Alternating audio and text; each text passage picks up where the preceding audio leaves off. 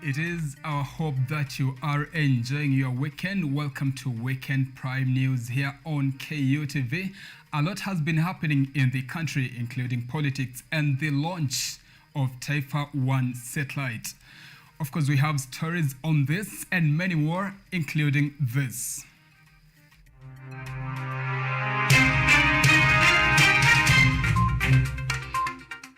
President William Ruto tours Narok, Kiambu counties to launch development projects.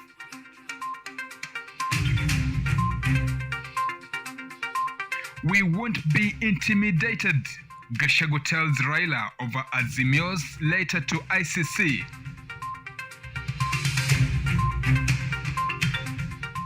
Kenya's Taifa 1 satellite finally launched after 3 failed attempts.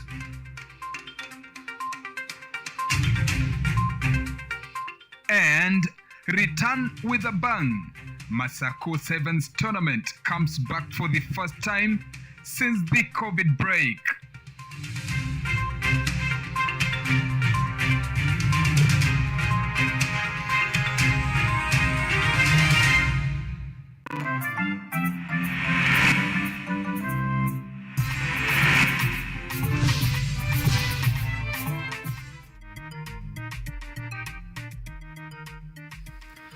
Our sign language interpreter is ODHIAMBO. My name is Joseph Kes, standing in for Daphne Orina. We are live also on Facebook as well as on YouTube at KUTV Kenya, and you can share with us your feedback on Twitter at KUTV_Kenya and at KesJoseph Kenya. Now, President William Ruto has today led the launch of various development projects in Narok and Kiambu counties. Ruto, who was accompanied by several local leaders, kicked off his development tour by commissioning the 1.5 billion shilling Narok Town Sewerage Project. Our reporter Israel Omwai tracked the president's itinerary and filed this report. President William Ruto had a working weekend today, and together with his entourage landed in Narok and Kiambu counties respectively to launch development projects. On the ground to receive him were the county governors and a host of other local leaders. The head of state kicked off his development tour by commissioning the 1.5 billion Narok Town Sewerage Project, a move the president says will increase access to sustainable sanitation, help fight waterborne diseases, besides accelerating the growth of the area. Apart from the sewerage project in the county, President Ruto also commissioned the Suso Water Project in Narok East, a project he noted will supply at least 5 million liters of water a day to more than 40,000 households in the area. Narok, hii mradi ni karibu shilingi bilioni 1.8 1.8 billion Kenya shillings ambayo tumeweka kwa hii mradi. Ile 1.2 billion tuliweka kwa mradi ya maji ambayo tayari tulikuja tukaifungua. Na mpango yetu ni kuhakikisha kwamba miji yetu madogo ama miji ya katikati kama vile Narok Town tunaanza kuipangia ile services ambayo itatusaidia wakati town inakuwa. Pia tuko na services ya hiyo mji ndio muweze kuwa na mji msafi na mji mwenye iko na services ya kutosha. Ruto also noted that his administration, together with the Ministry of Water, is committed to solving water problem in different parts of the country. He called upon the residents to plant trees to boost government efforts in combating drought and other effects of climate change. Tuko na miradi mingine sasa ya maji ya Narok County. Na wizara yetu ya maji nimewaamurisha waketi chini na serikali ya county ya Narok ndio tuweze kuwa na priority list ambayo tutashughulikia kwa ushirikiano. Hatuna miti ya kutosha. Narok hapa 16% ndio tree cover ya Narok. Hiyo tree cover ya 15% haitoshi. Tunataka tupeleke mpaka iwe 30-35%. Leaders present faulted the opposition for announcing plans to resume bi-weekly street protests, terming them as a ploy to cripple business in the country and occasion destruction of property. The leaders lauded Narok residents for giving Odinga-led demonstrations a wide berth. Kama wewe ni kiongozi ambaye unadhamini taifa la Kenya, wewe unawezaje kupanga mambo ambayo inaharibu mali ya wananchi, inaharibu biashara ya wananchi, inalete fujo kwa nchi yetu? Na wewe ni kiongozi, saa ile unapanga hiyo maneno, saa hiyo unapanga maandamano mpaka wananchi wanapoteza maisha, mali ya wananchi inaharibika, biashara ya wananchi inaharibika. Mimi napongeza nyinyi kwa sababu mumekataa hii maneno ya kurusharushwa kama mawe, ati maandamano pale, maandamano hapa. Later, the president launched the tarmacking of 90-kilometer road in Gashie and Limuru, Kiambu County, saying the project will ease the flow of farm produce and goods to the market and also open up economic opportunities for people in the area. Israel Omai, KUTV. Now, Deputy President Rigathi Gachagua has taken a swipe at the opposition over a letter the Raila Odinga-led formation submitted to the International Criminal Court yesterday. In the letter, Azimio urged ICC to monitor and act on the political situation in the country as they lamented over Kenya Kwanza government excesses. Rigathi, in a clip back, has however maintained that Ruto's government will not bow to threats. DP Gachagua was speaking in Nyandarua County while leading a tree planting event. Deputy President Rigathi Gachagua has taken on the leader of the opposition Raila Odinga and the Azimio formation that Odinga leans over their constant criticism of the government. Yesterday, Azimio, through advocate Paul Mwangi, wrote to the International Criminal Court prosecutor over the political situation in Kenya, including police brutality during demonstrations. Gachagua says that the move amounts to threats that will not be entertained under their administration. In fact, the people who should be taken to ICC are those Azimio characters who have destroyed life, property belonging to the people of Kenya. Gachagua has reiterated that they will not accept the opposition to continue humiliating Inspector General of Police Japheth Kome for doing his job according to what the Constitution of Kenya instructs him to do. So I want to assure the IG of Kenya that the government of President William Ruto will protect you fully, and you should not be intimidated, you should not be harassed by anybody. You are doing a good job and you should continue doing your job to protect life and property. And IG, if they come back to the streets, do your job. Protect life and property in accordance with the laws of Kenya and the Constitution. As the political tensions between the government and the opposition intensifies, opposition leader Raila Odinga has all eyes on him after announcing on Thursday that he will be giving directions on a possible return to protest after Ramadan. Nitaitika, nikitwa nitaitika, kupambana kwa Afrika, oh, kupambana, kupambana, kupambana kwa ukombozi, oh, kupambana, kupambana, kupambana kwa ukombozi. Azimio, Azimio. Asante sana. Niombe.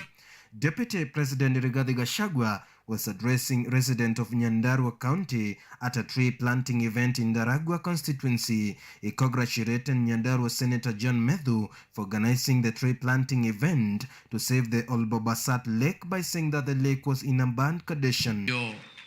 Ningetaka nimshukuru huyu Senator Medhu kwa huu mpango na wakutuita sisi zote tukuje kupanda miti.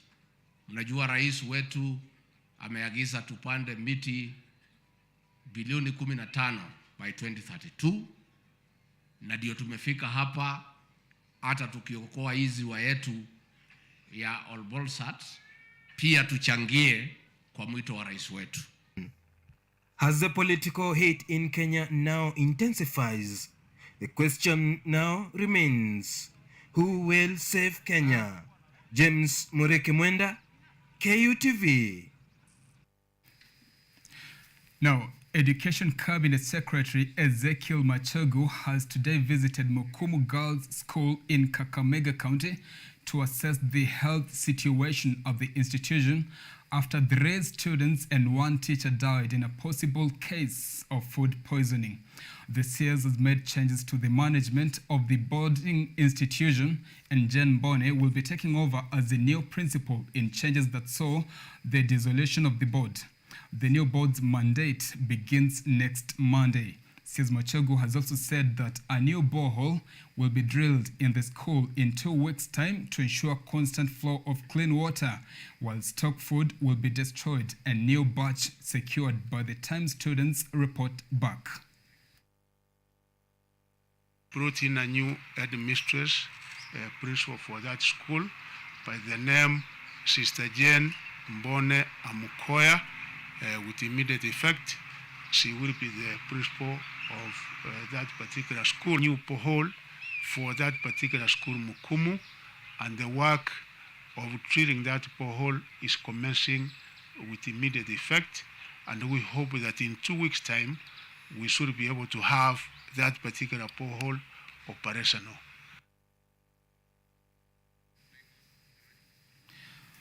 Elsewhere, 6 medical workers' unions have announced that their members in 12 counties will down tools starting Wednesday next week over delayed salaries.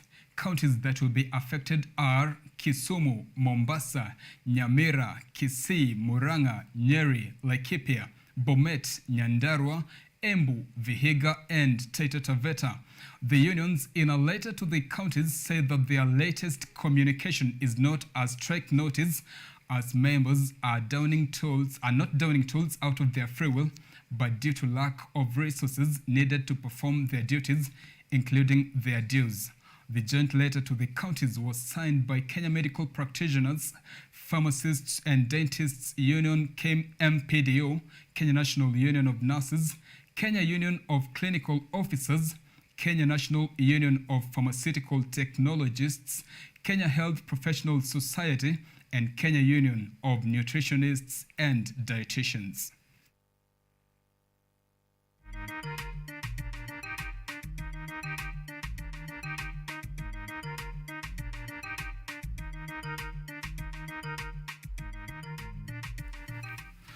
All right, now Kenya has launched her first Earth observation satellite today at Vandenberg Space Base in United States of America after 3 failed attempts owing to unfavorable weather conditions that would have affected the rocket's flight trajectory. The observation satellite was fully designed and developed by Kenyan engineers and will be used to provide data to be used in agriculture to enhance food safety, among other functions. Top Kenyan officials who witnessed the liftoff said that this satellite will contribute greatly to the emerging space economy, and Africa should embrace this plight. T-minus 10, 9, 8, 7, 6, 5, 4, 3, 2, 1. Ignition. Engines full power. And liftoff of Transporter 7. Go Falcon, go Transporter.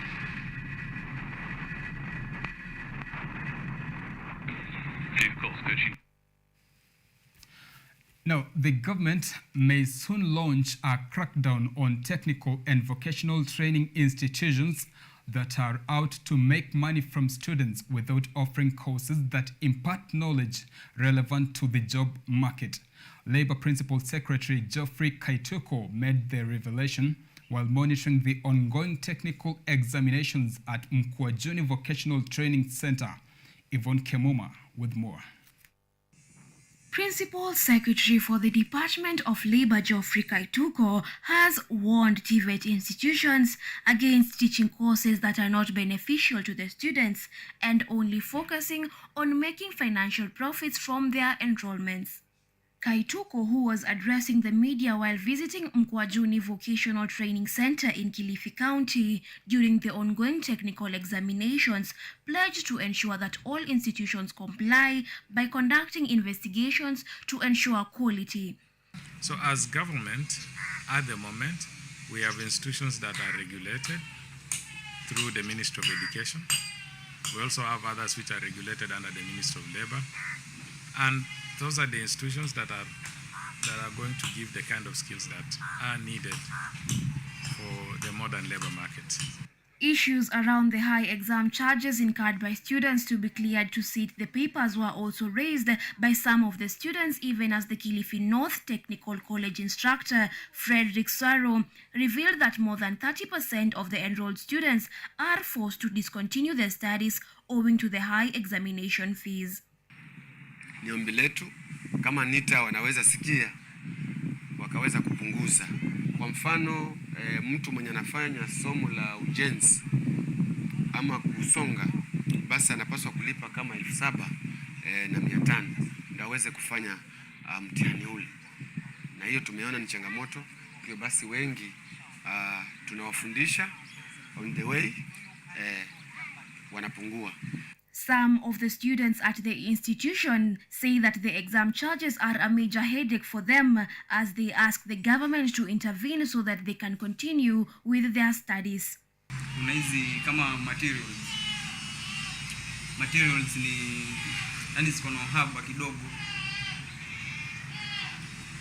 Alafu pia kwingine pia mambo na pesa fees hakuna fees. Hata hiyo mambo na kubuku exam kama sisi wanafunzi tunapata kama ni expensive yani.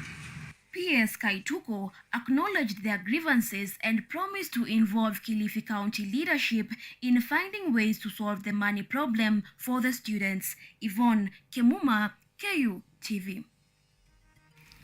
All right, that story by Yvonne Kemuma takes us on our first break of the night.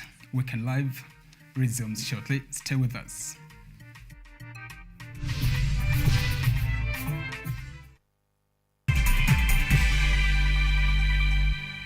Are you an aspiring media practitioner, a graduate, or you just want to advance your skills in television production?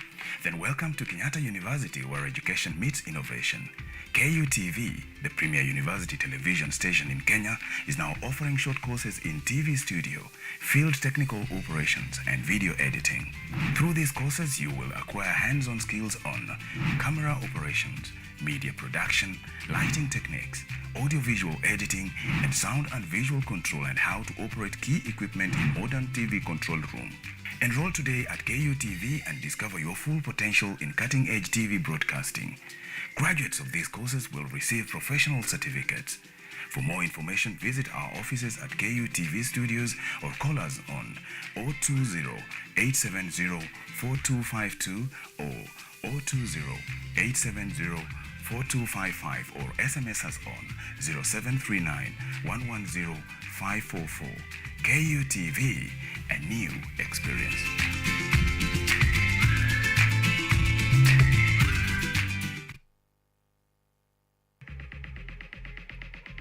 Tukishaichukua kutoka kwa field, we normally pack it where we pack it, and then we wash it. It is okay, what we wash is the normal plastics, kuna zenye zina sink na kuna zenye zina float. Normally the ones they sink is the material for them, but for us is the ones that they sink. We have many challenges. We even grow muscles, but we are fine.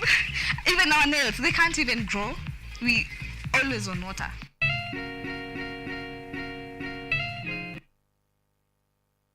Technology, science, innovation, ICT and research. These are the ingredients upon which the solutions to the 21st century problems are founded. In a world that is rapidly changing, it's all hands on deck to ensure a balance in all fields of life.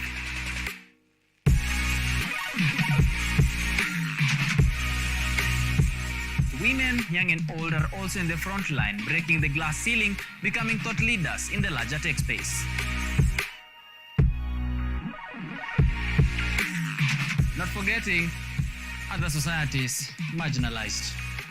And when the tech Avengers come together, we inch closer to a much safer, efficient, and sustainable world. What we view as a norm in today's advanced world was just an idea, and for nostalgic reasons, we trace back to the iconic days to bring you the retro tech. On Technovation Show, we encapsulate all the pillars of the fourth industrial revolution, decoded in a language, all for one for all. Every Monday at 8:30 as we push the mantra, keep learning something new each and every day. Only on KUTV, a new experience.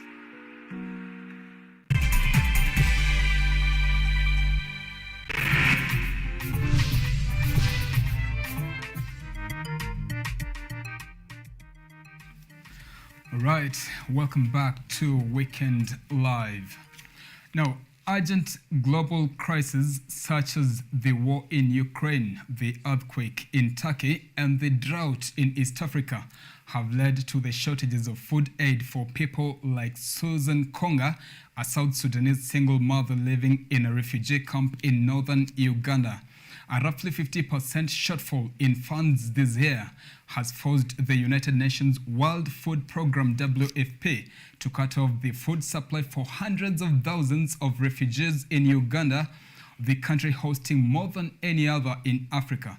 Here is more from the Voice of America.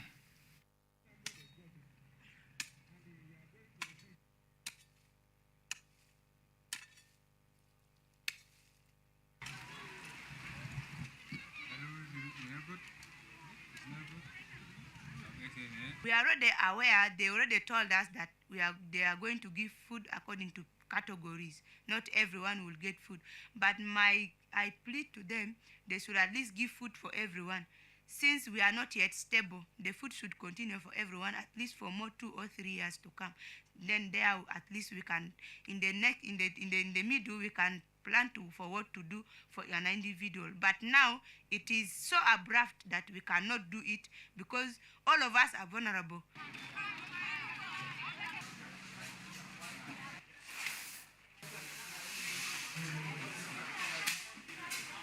There are some refugees who, given emergency support that they received when they came to Uganda, and this emergency support is very important because it enables a refugee survive when they need it the most. There cannot be resilience if you do not receive emergency support when you're hit by crisis. But these people have been able to link into livelihood interventions, to work with our various partners, and be able to stand on their own and be sustainable. And this is the third category that we shall be supporting and winning of food assistance.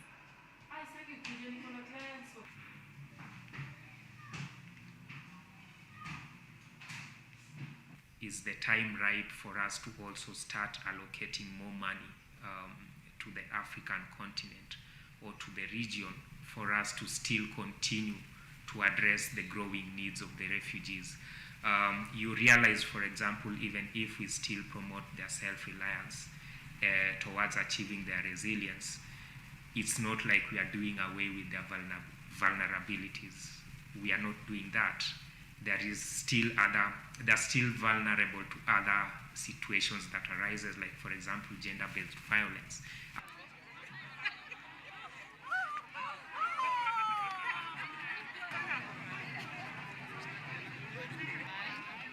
Donors are having to make very difficult decisions because the needs are enormous globally. We, of course, have known for some time about the impact of the war in Ukraine. Earlier this year, we had the earthquake in Turkey and Syria. But as far as Uganda is concerned, we're not only competing for visibility on a global scale, we're competing for visibility in the region as well.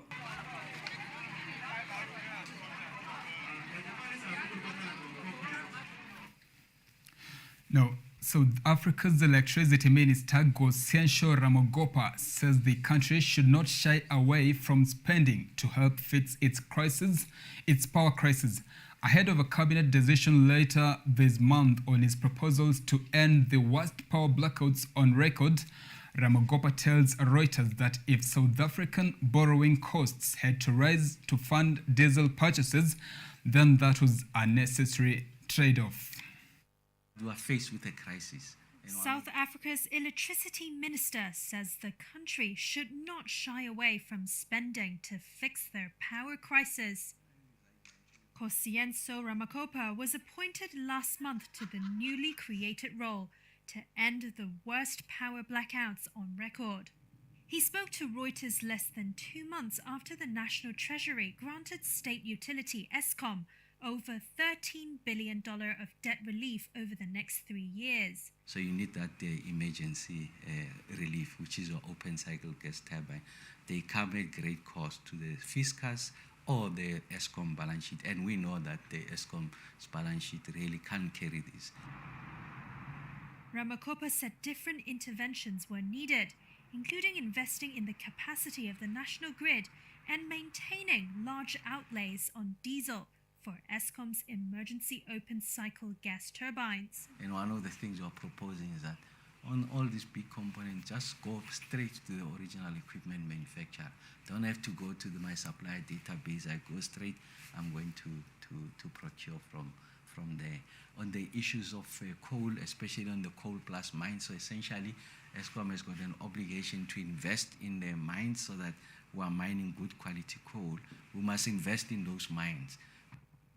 He said that if South African borrowing costs had to rise to fund diesel purchases, then that was a necessary trade-off, given the impact outages were having on unemployment and growth prospects. Ramakopa added grid constraints meant some renewable energy projects that had already been built were being throttled, and new projects were being jeopardized. The government cabinet will make a decision on his proposals later this month. Now, from Uganda and South Africa, we go to Sudan, where April 11 marks 4 years since a popular uprising in Sudan led the military to overthrow President Omar al-Bashir, but hopes for civilian rule have not been fulfilled. Sudan's pro-democracy movement has struggled with the military for power in what has been reported as an attempted coup earlier in the day. The following report gives context for the unrest that has engulfed Sudan. For the protesters who took part in the revolution that ousted Sudan's military ruler of 3 decades, Omar al-Bashir, the civilian government they dream of still proves elusive. In October 2021, after just 18 months of civilian rule, a new military junta took power in a coup and remains in charge of the country. Muhammad Ali, an organiser of almost daily protests in Khartoum, says the military should be under the control of a democratic government. I mean, the military authority should not be independent and isolated. This is the essential step to guarantee the process of democratization. People must believe in this. The military government has said for months that it will put in place a transitional government and move to civilian rule. A draft political agreement to bring that about was due to be signed on April 6, but was postponed at the last minute. A politician involved in the negotiations told VOA in March, this broad-based government, we need it. Actually, we need it desperately for the success of the coming interim period. Plan B, we might look into having caretaker government for short period, 1 to 3 months. Meanwhile, we try to settle our disputes. But the protesters say this process should not be extended any further. They point out that civil servants and teachers have not been paid in months, and the functions of the state are at a standstill. Jibril Ibrahim, the Minister of Finance, told VOA in March, political forces need to sit around the table and find a way to form that civilian government. And I don't think that's impossible. We are close now. Analysts say military rulers are looking to drag out the move to civilian rule in order to consolidate power. The longer that this stretches on, I think the more ability the military has further hide its hand in financial corporations, to develop deeper, diplomatic ties that will counterbalance the pressure coming from internal sources or from external sources. Hala Al-Karib, with the Strategic Initiative for Women in the Horn of Africa, says the lack of progress creates very dangerous situation in my view. Because Sudan already are very volatile. The military coup has failed to assign an executive government. The overall situation is highly problematic. Add to that the issue of insecurity in all conflict and post-conflict region. It's becoming very, very devastating and very scary. The United Nations High Commissioner for Human Rights, Volker Turk, has expressed alarm at the rising tensions and called for a renewed push towards civilian rule to resolve the situation. Henry Wilkins for VOA News, Khartoum.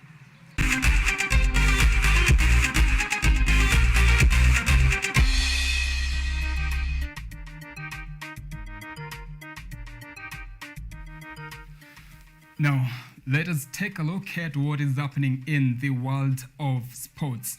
Now, the famous Masaku Sevens annual rugby tournament is set for a comeback following an absence occasioned by COVID-19 and subsequent ban on public gatherings such as sporting events back in 2020. The tournament, which attracts a large number of rugby fans, will be held at the Kenyatta Stadium in Machakos County on the 10th and 11th of June this year. According to the chairman of the Masaku Sevens rugby tournament, Stanley Musyoka, one foreign club from Uganda along with the major rugby clubs in the country, Kabras Sugar and Kenya Harlequins, have been confirmed to participate in the tournament. On a lower scale, we expect teams from maybe Uganda and one team from the UK, but it's not yet to be confirmed. Then we will have the top local sides, including Kenya Harlequins, Cabras, and so on, participating. As we build up, maybe next year, we will have more teams coming on board. Because we've been away for some time, we are starting again to build the blocks towards where we were before. Stanley says that the Masaku Sevens tournament will return with a bang, urging rugby fans to turn up in large numbers and enjoy the different matches, expressing his optimism that the tournament will strengthen the business and tourism sectors in Machakos County, while enabling fans to learn the different cultures of the Akamba community. It will be exciting rugby featuring top teams. Masaku Sevens is also a commercial festival. Transactions worth millions of shillings go through during this event. So we can expect anybody who will be here in terms of doing business will gain from this. So the sponsors, the local community, business and traders will be positively impacted by this event. The tournament will also offer a village and craft fair, which will be a window for the famous Akamba handicrafts. The event will also promote tourism, as most of the people who come to watch the event from Nairobi and other counties will be able to see the different attractions on offer in Machakos. Machakos County Sports CEC Onesmus Muwasia has stated that the Machakos County government will collaborate with the organizers of the Masaku Sevens tournament to ensure it goes down smoothly without interruption, and that the government will further develop and enhance the talents of players in Machakos County through different resources and infrastructure. As a government of Machakos County, I want to confirm that Her Excellency, our governor, is committed to make sure that we support sports here in this country.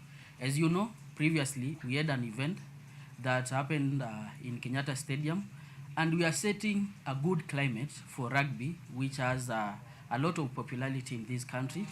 And as we support rugby, we are also looking to support local talents. Therefore, as county government, we are committed to make sure the infrastructure, the local talent are promoted. The Masaku Sevens competition, which is famous in the world of rugby since 2012, will be the second competition to be organized in Machakos County this year, after the Benjamin Aimba tournament concluded on April 9th. Njama Gikomo, KUTV. Thank you, Njama, for that report. Now, Tusker FC got a much-needed victory against Kenya Police after winning by a solitary goal scored by Sewa Shefan at the Nyayo National Stadium. The win for Tusker means they have 51 points, 1 point behind league leaders Gor Mahia, who play against Posta Rangers tomorrow at 3 p.m. In other matches, Sofapaka will play against Talanta, while Bidco United will lock horns with Bandari.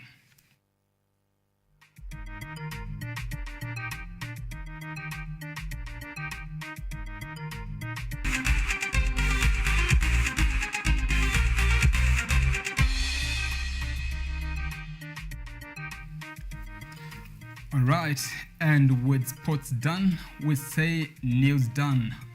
Thank you so much for being a part of Weekend Live tonight. Our sign language interpreter has been Evans ODHIAMBO.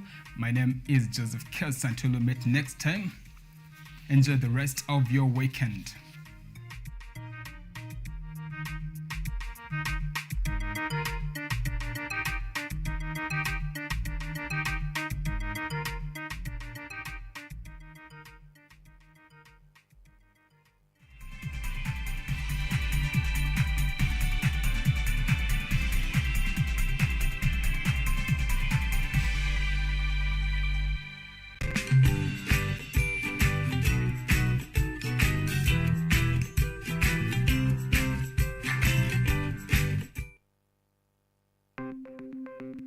Maelfu na maelfu ya wahamiaji wakiwa na watoto kutoka nchi za Amerika ya Kati wanaendelea kuwasili kwenye mpaka kati ya Marekani na Mexico. The folks, I'm going. Thank you very, very much. I appreciate it. Thank you.